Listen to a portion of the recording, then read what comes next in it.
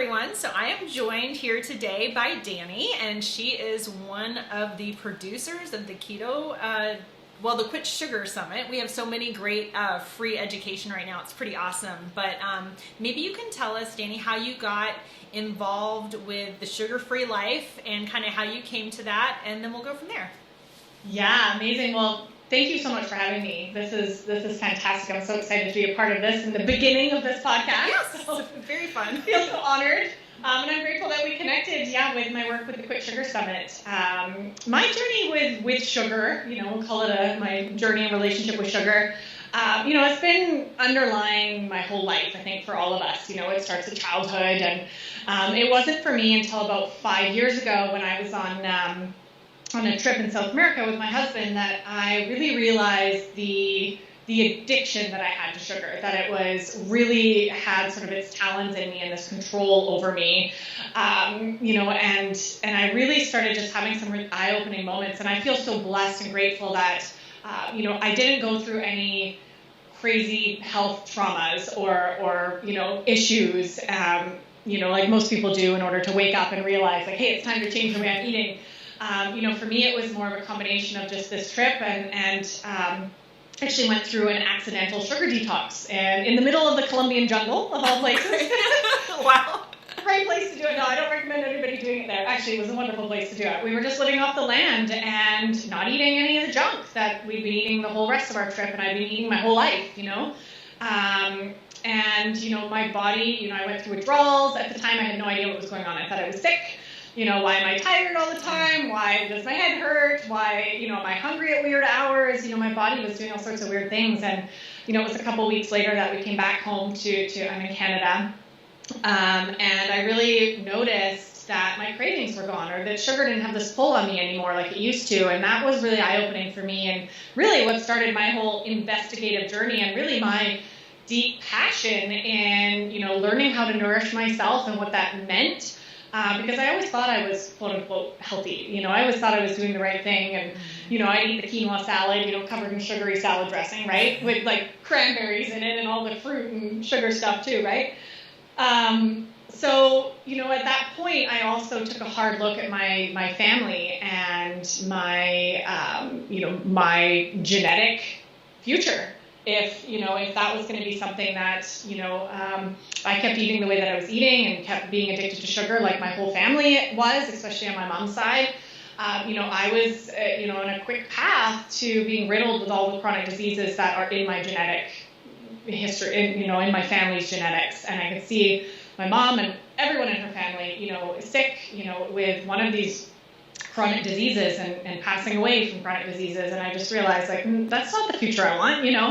I want to be 90 years old and going on multi-day hikes. I'm a big avid, hiker and backpacker, and I want to be traveling the world. And all these things really started clicking for me, and I started realizing that sugar had this pull on me and was really dictating my future and the life that I was going to have when I was older. So I started just embarking on my own, investigative journey. I started studying holistic nutrition and really just for my own knowledge, and then tapping in and realizing I wanted to help other people with this. So I started working as a nutritional coach. This was 5 years ago now, while still sort of in the trenches of my journey with sugar. And, through a sort of, I kind of say it's about a 2-year time frame, I finally got to a place where I felt like I was in the driver's seat again with food and with sugar, because I had, healed that relationship with it. So this is important to say for everyone listening to it. I'm not 100% sugar-free. I choose freedom, and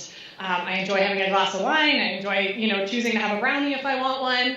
And really, it's on my terms, and not every day and not in everything that I'm eating, right? It's that kind of that moderation and that freedom that I found for myself on my journey and with the inner work and, the systems that I've seen kind of work for my clients over the last couple of years. So that's the Coles notes. Obviously, there's a lot more to that story, but I hope that gives everybody a little idea of my background. Yeah, no, I think it's great to know where you're coming from. And I guess my next question would be kind of when you came back from Columbian, you'd had this revelation and you'd gone through this big detox. Was it, because I think there's a few things in what you said right there, and I had this other interview with it.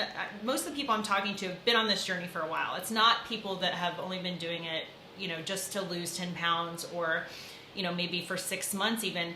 Everybody that I'm talking to and myself, I'm going on 5 years now of low carb and keto, 4 years fully keto. And then, the other person I talked to was like 15 years, and here you are 5 years in as well. So I think there's some differences for people just starting versus where we are now. And I think the beauty of where we are now is we have healed our body to a great degree. We've healed our relationship with food to a great degree. And so we do have a little bit more freedom to enjoy some things that people that are battling disease or just starting or have severe obesity may not have that same freedom yet. That's my hope for everybody, is to kind of get to a place of food freedom, whether that means occasionally having, some of those things that you mentioned, or a food freedom for them means that they are just a total abstainer because they know themselves and they know if they eat that one cookie or one brownie, as you mentioned, they're going to go over the edge. So I think there's a lot of knowing yourself and all that. There is a question in here. So I guess my question is that when you got back from Columbia, what was that process like when you had that realization and you knew that you were going to commit to your health in this way, and you really looked at your family and saw these problems? Like, how did that kind of first year go for you? Were you more strict? Did you struggle? Did you go on and off? Just maybe some more color around how that went for you.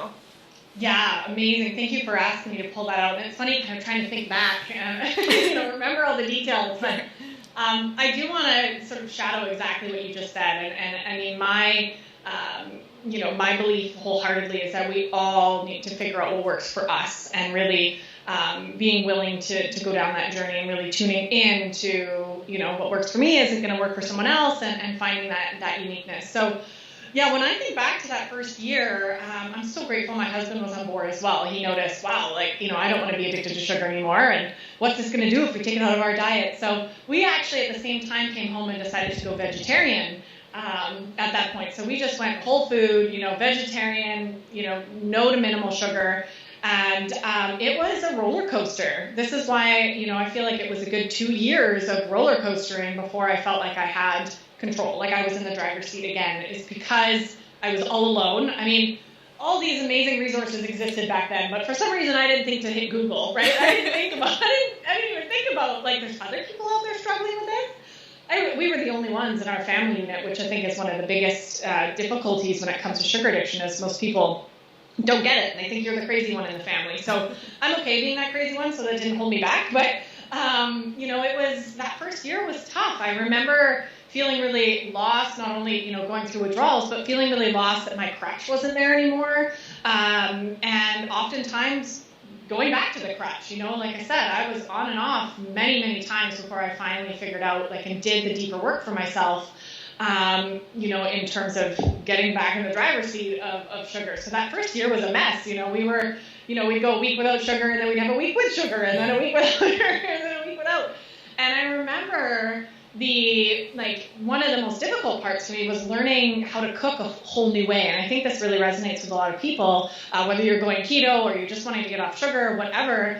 It's when we're so used to our plate or our meals being a certain way. We've cooked a certain thing our whole lives, or our mom's always cooked this.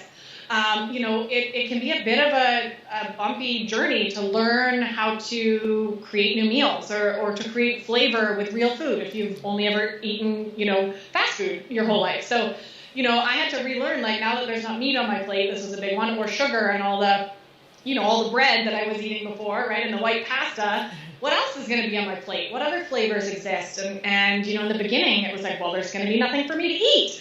But then I just started looking at different places and looking obviously for recipes online, and a whole new world of food opened up to me, a whole new spices, new flavors, new ways of combining and creating meals. And I actually enjoyed that process, once I kind of got over the hump of being overwhelmed with well, what am I going to eat now? There's no bread and meat on my plate. I kind of did both at the same time. So, it was an interesting journey for sure. But, for anyone who's maybe in that spot, just know that it's not about being perfect. I think just the more we stay open and loving and kind with ourselves and understanding that it is a journey. It's not something you need to be perfect at. I definitely wasn't, and I still am not. I'm still learning things about myself and food, and certain things come up, and I'm like, that's interesting. I didn't know that was a trigger. Fantastic. Good to know.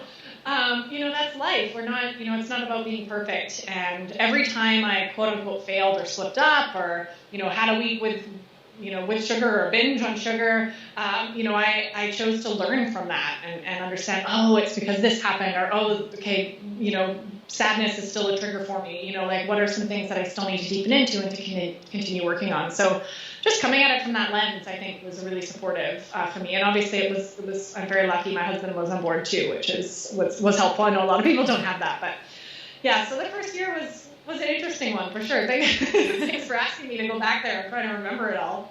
And did you find, so for me personally, I find that having my why for doing this, I had some previous health problems myself, and then there's a lot of cancer in my family and some of the same things that you mentioned. For me personally, having my why, a strong why, and related to health, not my weight, has really been something that allows me to make better decisions every day about what I'm putting in my mouth or what I decide to consume, whether it is food or whether it's content or whether it's other things that affect sort of your mindset and the way that you think. So for you, and when you're working with people, do you find that finding a strong why really helps drive your behavior after that? Absolutely. Yeah, absolutely. I'm glad you mentioned that. I mean, that was a big piece for me, and really tuning into not only wanting to feel better, because weight loss wasn't my goal at that point. I've always been relatively tall and, within, 10 or so pounds, relatively skinny and this, sort of thing. So that wasn't my motivator, but really understanding and tapping into like the deeper version of my why. And this is a big thing that I do, with clients, is oftentimes we'll kind of connect with a why or a motivation on like a surface level.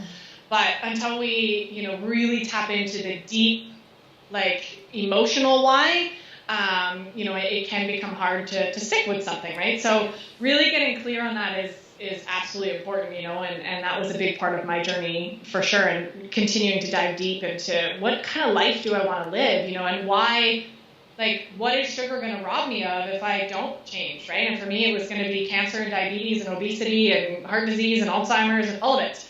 And I wasn't going to be able to live the life that I wanted to. So, that was no doubt a big motivator for me, and very helpful on days when it gets tough, right? Yeah. For anyone who's listening and just getting started.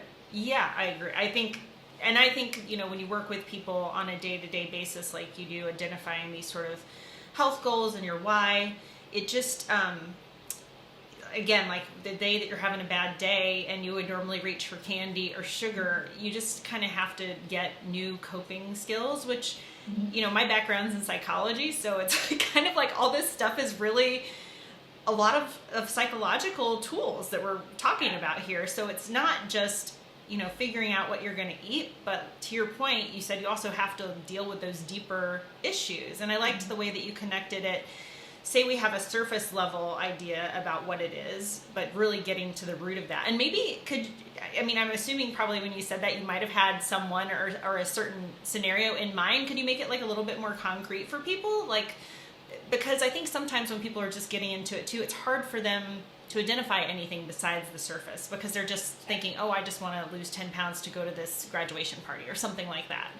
So right. Can you maybe expand on that a little bit and give us a concrete, both sides of it? Yeah, absolutely. Yeah, and that's a really good example that you just gave there too. So that's kind of the example coming up for me. A lot of us will, and there's nothing wrong with this, and really wanting to, either get off sugar or like your goal being losing weight, right? I want to do this. I want to eat better because I want to lose weight. And then, the process that I got and it's really simple, is just ask yourself why at least 3 other times. So this is how we dive into that. So you want to lose weight, Cheryl? That's great. Why do you want to lose weight? What is behind the actual wanting to lose weight? Well, I want to lose weight so that I feel sexy in my body again. Great. Why do you want to feel sexy in your body again? Well, maybe it's because I want to, be confident in my job, and I want to be able to go after promotions that I'm kind of holding back from, or I want to be more intimate with my husband and feel like I have the confidence for that. And then asking again, like, why is that important to you, right? And you actually get to, when you keep asking with that curiosity, and you can dive deeper and deeper, for a lot of us, it comes deeply down to the type of life we want to live, and that we want to be here for our grandchildren, and that we want to, like for me, I want to be able to live my best life into my 90s and go hiking and traveling, and really tapping into, more depth into what your soul actually craves and what you actually want, and that's your real why. Not the surface level. I mean, the wanting to lose weight is just at the surface of all of this like deep desires and wanting and need of you, being here on the planet. So does that answer it a little bit? Does that help? Yes. And can I just say, I just love all of the things that you just said because it's so, I definitely, obviously you tend to be, even online, attracted to people that have like sort of a certain mindset or a certain way of being, right? And I just love how you just drilled that down into ask 3 more times, and it's like, look at the stuff that can come up from that. So I think that tip alone, if people don't take anything else away from us chatting today, I think that is just such a huge and really helpful idea that you just threw out there. Awesome. Yeah. and I encourage everybody listening or watching, to do that, to sit down with your journal, clear yourself some mental and physical space, and just connect deeper. And you might not get, past 2 levels of why right away, but just ask it anyway and just see what comes up, or brainstorm, or just posing that question to your subconscious. Eventually you will get an answer. And just staying open to that. Don't get frustrated if it doesn't come to you right away. Right. Just be open to, it will come up for you if you keep asking that question. Yeah, I love that. And so then so you've been going out 5 years, so we kind of talked about your first year, really transitioning, struggling, going on and off, but then really finding your why, and kind of, things even out after a while. You get used to a new way of eating and what are you putting on your plate, like you said. So then how did you go from that into having this desire to share it with others and help others on the same journey? How did those next few years go of getting involved with the Quit Sugar and helping, clients and all that stuff? Yeah.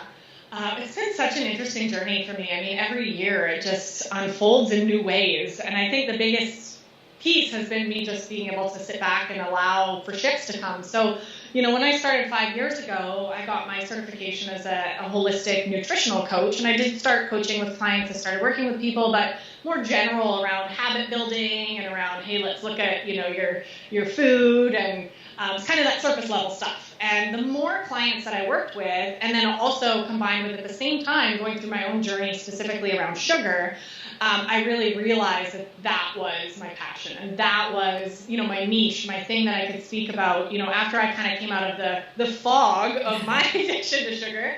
It's actually a funny story. I was sitting on a patio having a glass of wine with a girlfriend, and we were chatting about business and brainstorming, and she said, why are you not helping people with sugar? And I just had this light bulb moment, and I was like, that's it. Like, I have a story. This is, I found a way out for myself. I want to support other people with this, because those 2 years that I struggled were very, very difficult, especially mentally on myself, the guilt and the failure that came up, and the beliefs I started telling me, there's something wrong with me. Why can't I get a handle on this? The mental toll that it took on me, aside from the physical toll of, being addicted to sugar. And it was just something that I really felt this big pull, like, hey, this is something I need to be talking more about, and sharing my story and supporting others through this. So it doesn't take 2 years, and it's not this lonely, frustrating, confusing journey. And, that was kind of what sparked things for me. So I'd say it's been about maybe the last 2.5 years then that I've really been focusing in on the sugar piece. And the more clients that I work with, the more I get to deeper levels of what's really going on. And I would say one of the gifts for me personally in the pandemic last year was getting really crystal clear on the very deep belief systems and emotions and trauma and, very foundational pieces that are actually at the root of our behaviors and patterns around food.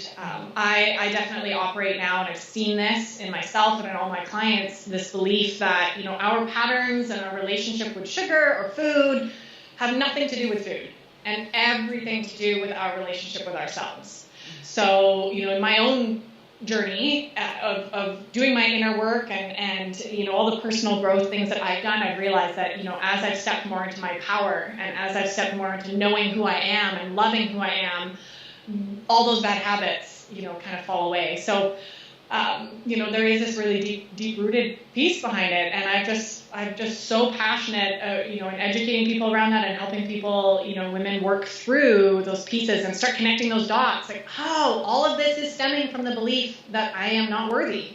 That's one of the biggest, like every one of my clients, we all, I think, as human beings have that belief, right? It is the thing. It is the only thing, really. It is the only thing, right? It is one of the core limiting beliefs, and until we begin to really shift that, we're never going to show up and live the life that we want, right? And that's fine if you don't want to make the most of life. I'm not here to judge anyone. That's totally fine. But for those of us, I think, that are striving and constantly yo-yo dieting and constantly, beating ourselves up, I think getting to that root piece, which is not easy. And this is why people avoid it, and this is why, I'm here standing up saying you can't just, get off of sugar. You do have to do the deeper work and understanding where your addiction and your patterns are coming from before you're ever going to find a lasting way out. My goal, I would love every single human being to get off of the yo-yo dieting bandwagon and really learn to tune in to their own inner wisdom instead of, tuning out to, everyone outside of themselves to make decisions. So really taking our power back and owning what works for us and what doesn't, and loving that and honoring, our bodies in that way. Did you experience, because you just talked about kind of, getting control again and tuning in, one of the things that I really find about getting the sugar out of my diet is that you have much more even blood sugar, right? And so with even blood sugar comes an ability to, you're not getting these hunger hormones spiking your interest in food all the time. So because things are more even, I think there's more of an ability to actually tune in and get in touch with what does real hunger feel like, or noticing more, because you're not having those hormonal signals. You can notice, well, no, I'm trying to eat right now just because I'm bored, or I'm trying to eat right now because something didn't go my way, or whatever it is. I think without those hormonal aspects of sugar going throughout your day, your brain is actually more clear in a place where you can tune into some of those other things. But it takes a while, obviously, to get to that point, and to get to a point where you're consistent enough that you can listen to those inner signals. Totally. And I'm really glad that you pulled that out, because that is such an important piece of the journey. And every time I work with a client, there's always a period sugar-free. You got to get it all out. You have to go, whether it's, a couple months, a year, whatever, or life. I mean, getting that out of your body, is such an important part of the process. And like you said, just getting your brain back and balancing your blood sugar levels so you can get your energy back, right? You're not relying on caffeine and sugar hits throughout the day. You're like, oh, my body can actually produce its own energy. Isn't that fascinating? And really getting level, and kicking the physical cravings, it open up a whole world of being able to be aware of what else is going on. Because for a lot of us, it's the physical addiction. I mean, there's definitely a cellular physical toxicity to overdosing on sugar. But there's more to it, as we're talking about. For a lot of us, it's the emotional component, or past trauma that we've never healed, or something else going on, right? And when we remove our crutch, which is sugar, we have to face that stuff. And we have to look at it. And a lot of people maybe aren't prepared for that piece. So hopefully listening, for anyone listening or watching right now, just being aware that that is an invitation for you to deepen into what's really going on behind the scenes, right? And when you take that away, it really shines a light on all the things, right? Like, oh, my crutch for boredom isn't here anymore, or stress. Yeah. Like, okay, what's actually going on? And we can start to tune in that time. And it's a very important piece of the process, for sure, to kind of have that mental clarity and space in your life, and to start diving in and to start paying attention to what's going on underneath. So then how, out of all of that, so did you start working with people first, and then you kind of had the idea for the Quit Sugar Summit, or how did that whole thing come to be? Oh, yes, you asked about that, right? So great question. So actually, the Quit Sugar Summit has been such a gift in my life. Mike Collins is the founder of the Quit Sugar Summit, and he started it about six years ago. I think this was the 6th annual summit. And, I connected with Mike out of the blue about 2 years ago.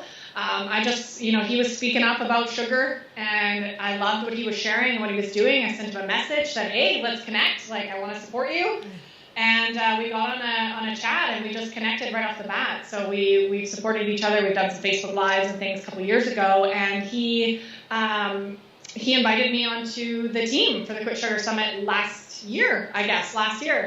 And they needed someone to come in and manage all the speakers and the affiliates and do all the behind the scenes stuff. So it was a role that I was excited to get involved in. I mean, I've really looked up to Mike and everything. He's been in the sugar-free space for over 30 years, and he's definitely helped millions of people. So it's been an honor to kind of be connected with him and to be able to support his incredible summit. And we just wrapped up our most successful one yet. So it was a huge, the impact that we had through that summit is just, it's heartwarming. Like, it just gives me chills, reading the comments and the emails that we get from people who kind of follow along with the week-long event. And it's been such a blessing, just being able to support at a higher level and to meet a lot of these other experts as well in the space. I mean, we get to interview a lot of incredible people, and Cheryl, we're having you on next time for sure, for sure.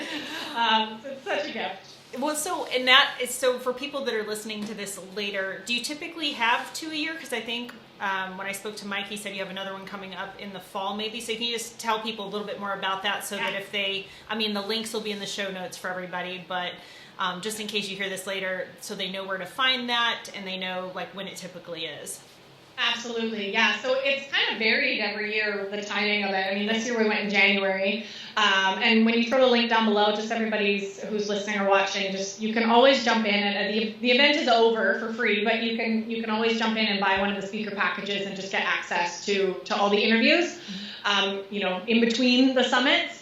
So yeah, in the past it's been just a once a year event. We are toying with the idea of maybe doing it again this year, but to be honest, we're just wrapping things down. We haven't even had mental space to think about it.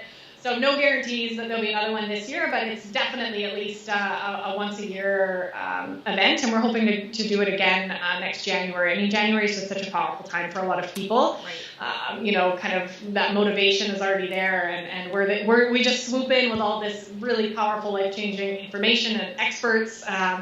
We had almost 60 experts this year coming in and speaking and sharing their story, and it was crazy. I'm still letting it soak in. It's only been a couple weeks since we wrapped up.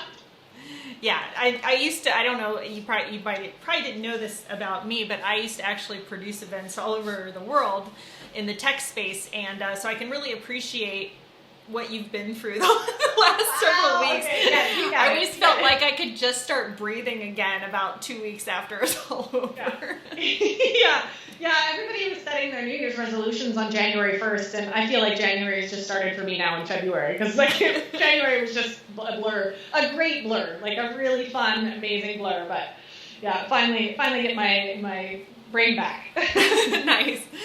Well, since this is also, obviously people are coming to this podcast because they see keto in the title, but I think it's probably becoming pretty apparent based on when I talk to people and what we talk about, that I'm a big proponent of people finding what works for them. I'm a big proponent of whole foods, of clean eating. I think that can look a lot of different ways, and I think it doesn't have to look the same for every person for an extended amount of time. I mean, I think your body goes through cycles. We go through seasonal cycles. So again, there is a question in here, but I'm just providing the background. So the question is, because when we first chatted, you said to me, you said, well, I'm not purely a keto person. Is that cool? And I'm like, well, of course that's cool. Well, just because of all the reasons I just said to you.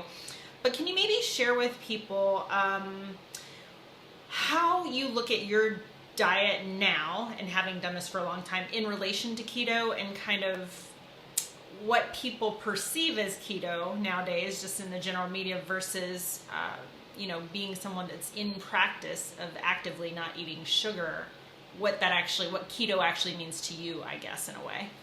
No, this is such a great question, and to be honest, I've waffled with it for years, right? Like, this whole thing. I might argue based on what you told me, this is just the example. For example, I might say that you are keto, personally, just based on what I know of you, and you're committed to no sugar, and you might have an occasional treat, but you eat really healthy. I mean, to me, that's keto. And I think that's part of challenge of the space is people hear that word now and they have a very specific perception of what it is. But to me, it's just eating as we were meant to eat, eating very ancestrally, eating very clean. So just any of your thoughts around all of that? Yeah, absolutely. No, and I agree with that, and I love that you're sharing that message.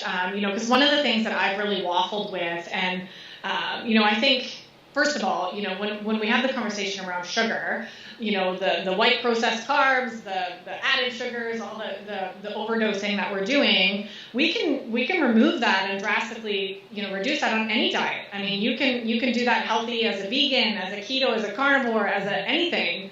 And again, it comes back to something that we talked about at the beginning. I mean, I'm a huge proponent in playing with your body and playing with what works for you, genetically, your lifestyle, all of it. One of the reasons that, and it is so true, there's so many different definitions of keto, right? Or any way of eating. I just personally know that I thrive on not having boundaries on what I can and can't eat. That for me got me into a really toxic place of, wanting the things that I couldn't have, right? And kind of feeling like I was stuck in a box. And I'm the type of person you can't put in a box. You can't do it. So I know for a lot of people that those guidelines really work. And I know that for a lot of people going on strict keto, cutting out mostly all carbs can be really supportive for hormonal balance. And I actually have some friends who've had success getting pregnant, doing keto diet for therapy, therapeutic purposes. So, I think it's fantastic. I think it's important, to really just tune in and find something that is sustainable. I've seen a lot of people in any way of eating do it to such an extent that it doesn't become sustainable. And it becomes this on and off again way of eating. So I think, in this conversation for anyone listening, it's just, really getting clear on what do you want your long-term, lifestyle and relationship with food to be, and if having those guidelines and, really sticking to that is supportive for your health goals and your lifestyle and it feels good, then do it, do it all for you.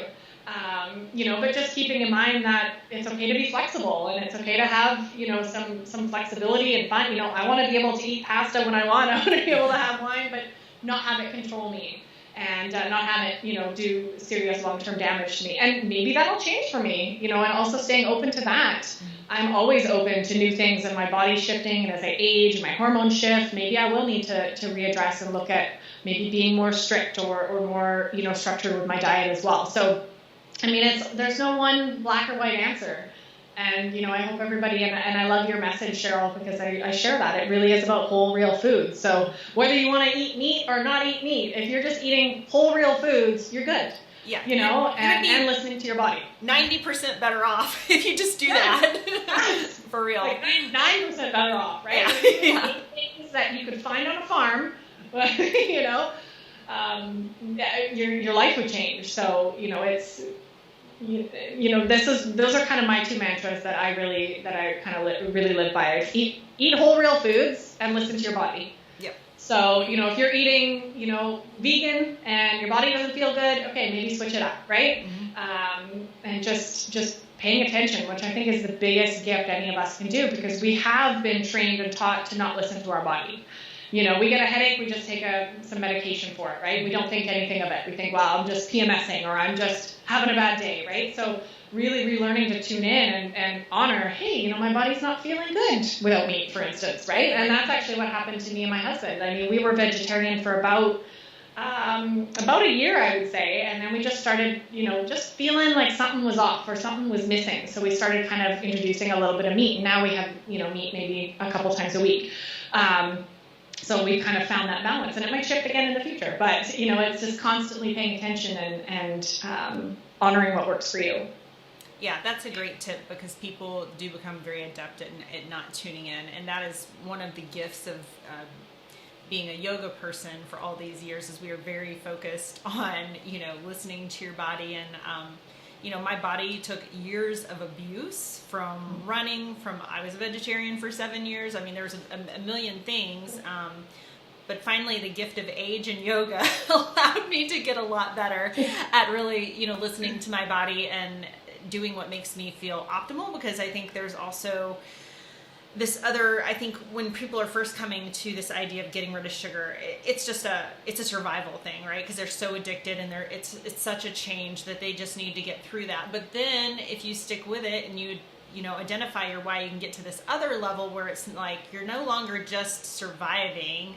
You want to thrive, and you want to feel optimal, and you want to eat optimally for brain function and for energy and all of those things. And so that almost becomes like a next level thing, but it's really getting through that first phase, which I think is a little different for everybody. You described kind of on and off for a year. Some people might just be able to click in right away. For some people, it might even take longer than that. But I think that at the end of the day, your point is well taken to, start implementing these practices. And as you are implementing them, be really mindful and starting to really try to tune in and see. And I think your example is a great one and a well taken one, because people do tend to go to these extremes, whether it's keto or vegan or vegetarian or whatever it is, and they get it in their head that they're going to do that and they're going to do that thing, and then they get attached to that idea so much that they can't let it go even when it's no longer serving them. Yeah. So I'm really thankful that you said that you noticed that you guys were just feeling off. And that was probably one of the first things that came to mind, because you hadn't been so long into it. Because I think what happens with some of these vegans that are, years into it, they're so hooked into that community, and they're so hooked into that belief system, for lack of a better word, that they can't seem to let it go, even when it's actually harming their own body. Yeah. And even if there, any symptoms are coming up, it's easy to just, that's something else. Or that's just, that's just because it's a full moon. Or whatever. Right. And I feel like I can say this, because I don't think my dad will listen to this at all, but that's my dad. Yeah. You just described my dad. Right? He's very much like, we're vegan, and this is very, important. And that's great. I'm not sure if it is working for him or not. I haven't been able to tell, but, we can become so dogmatic in our way of eating, right? It's like a whole new religion.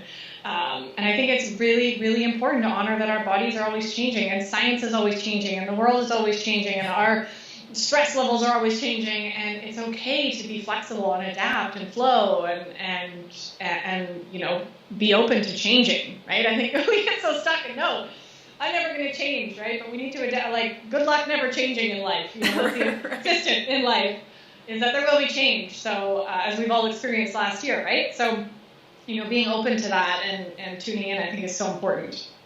So any final thoughts before we wrap up? Anything that we didn't cover? Any of your best tips for people for getting off of sugar, or just any last thought that's occurred to you that we didn't cover? Oh, all of it. I mean, we didn't cover a lot, but okay. So there's a lot to this conversation, and I hope everybody listening is at least getting little tidbits to get started. What's coming up for me is just a reminder to, that there is something below our patterns and habits and addictions and cravings for sugar. And for all of us, that's something different. And, being willing to actually look inward can be really scary, and understanding, where do, these emotions come from, or what trauma is maybe there, or what are my belief systems that are no longer serving me, and really starting to look at that stuff, because and I'm willing to bet, anyone listening to this wants to create a lasting shift, right? And lasting health and vitality, and we have to look inward in order to make it actually stick. And this is the one thing that the whole yo-yo dieting industry completely ignores, right? It's all about eat this and don't eat that, but it's not about why you're eating it in the first place. So really, I just invite everybody as a final reminder to start inquiring with curiosity, not judgment, very important, but start inquiring, like, why do I have these challenges or these addictions or these patterns around food, or, why do I snack every night? And just starting to be curious and build awareness around what's really going on. I mean, awareness is around level 0, right? Understanding that, I eat every time I'm bored. Awesome. Really great information. Yeah. So start playing, investigator in your own life, and just bring that, like I always say to my clients, a childlike curiosity, in helping you understand what's really going on for you without the judgment, without the shame, because there's nothing wrong with you. And, that's an important thing to remind everyone listening as well. You're not broken. There's nothing wrong with any of us. We're all, perfect as we are. And uncovering the root of that, has been a life-changing journey for me, and owning those truths that, hey, I'm not broken and I'm perfect and I'm loved and all of that, that's where the real shift happens. So I invite everyone to just start going on that inquisitive journey and build more curiosity into, the next binge you have, or the next, time, cravings are driving you mad, just being curious and taking note of what's going on. Yeah, I love that. All of that too. I just, it's almost like you're in my head. I knew we connected. So, final thing, Dani, if people want to connect with you online, we already talked about the Quit Sugar Summit, but where can they find you personally, and what are your, social channels that you're on most, or where can they find your content? Yeah, absolutely. So definitely come on over to my website, danielledame.com. I've got an incredible actual 3-part emotional eating video series there as well that you can download for free. So definitely come and grab that. And then you can find me on social media. Yeah, I'm on Facebook at Danielle Dame Coaching, and on Instagram at Danielle Dame. I also have a YouTube channel, which is just my name as well, Danielle Dame. So you can find me on YouTube as well. Those are probably the best places to connect. And I would love to hear from anyone who resonated with our conversation today. Don't hesitate to reach out. Awesome. Well, thank you so much. And again, I appreciate you taking the time to do this. I really loved our conversation. Me too. This was so much fun. Thanks, Cheryl. Thank you.